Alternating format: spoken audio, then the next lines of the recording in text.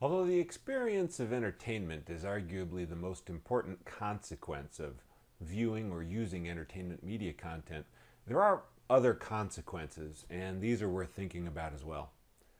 First, we often learn from the media content we consume. This can be deliberate on the part of media producers, as when children watch educational programming such as Sesame Street or Dora the Explorer. It can be deliberate on the part of viewers, as when people develop their language skills by listening to music in a second language. We learn a lot of other things too, however. We learn stereotypes, for example.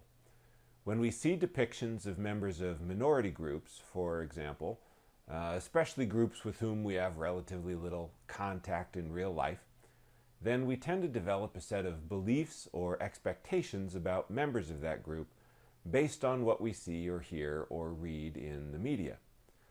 We learn gender roles, what kind of behaviors are appropriate for men or women, girls or boys, and what sort of behaviors are inappropriate. We also learn about the world around us, even if what we learn is inaccurate.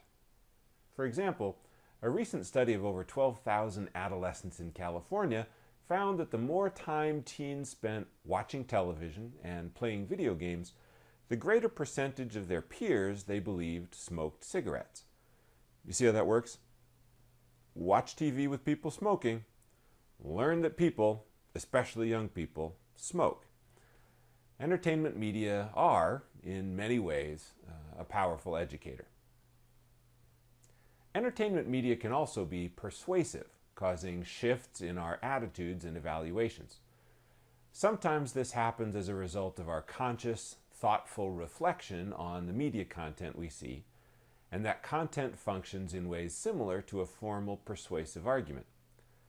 This might happen, for example, if you watched a particularly moving or emotionally powerful film or television episode about an issue that is important to you or about which you haven't quite made up your mind.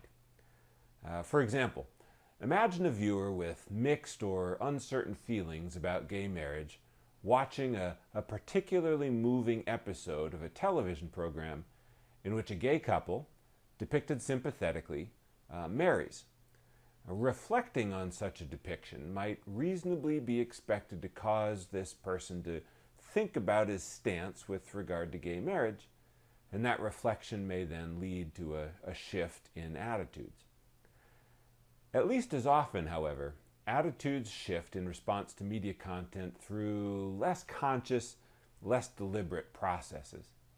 There are a couple of different ways that can happen. On the one hand, entertainment content can make some attitudes more relevant or more salient for a short period of time, and that makes them, at least temporarily, more powerful. So, a lot of Americans have mixed feelings about the death penalty, for example. They don't like the idea of the state killing people. They don't like the unfair way the death penalty is administered. But, on the other hand, they also feel that some particularly heinous crimes deserve death. So, if somebody with such mixed feelings watches an episode of some program featuring a particularly vicious criminal, and there's never any shortage of programs featuring vicious criminals, then their thoughts and feelings about particularly severe crimes and their deserved consequences are more likely to be more salient and therefore more powerful, more influential than their thoughts and feelings about the consistency and fairness of the criminal justice system. This would have the consequence then of altering their overall attitude towards the death penalty, making them relatively more supportive for the time being.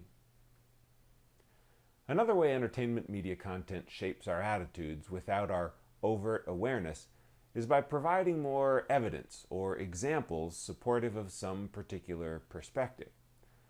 If this seems unlikely, just remember that when we watch, we engage in a willing suspension of disbelief, so we don't discount the information just because it's fictional.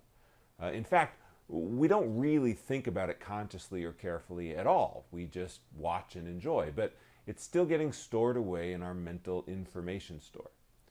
So, for example, a number of studies have shown that exposure to more sexual television content results in more favorable attitudes towards relatively casual sexual encounters, that is, sex in less committed relationship states. Middle school adolescents and young adults both who watch more TV find themselves less able to imagine being happy ever with only a single sexual and romantic partner. Now think about how this is likely to happen. I watch a lot of television programs, soap operas, situation comedies, whatever, in which people are shown having sex in the context of casual relationships.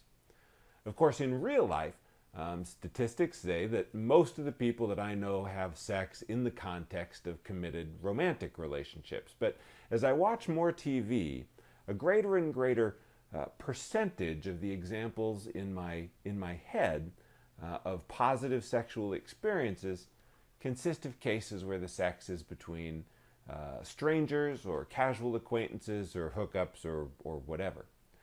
So when I have to think about how I feel about sex and casual relationships, my brain kind of does the math, takes the score, and sex and casual relationships seems like a pretty good idea. Entertainment media shapes our attitudes by providing the examples we use to formulate those attitudes. In addition to shaping our knowledge, beliefs, and attitudes, entertainment media influence our behavior. Again, often in ways that we're not fully aware of at the time. Some of this occurs as a result of the changes in our attitudes and beliefs. If my attitude towards smoking improves, I'm more likely to start smoking. If my attitude towards the death penalty becomes more favorable, I may be more likely to vote for candidates who support the death penalty. Other times, entertainment influences our behavior in other, more subtle ways. So entertainment content may activate existing thoughts, and these may change behavior.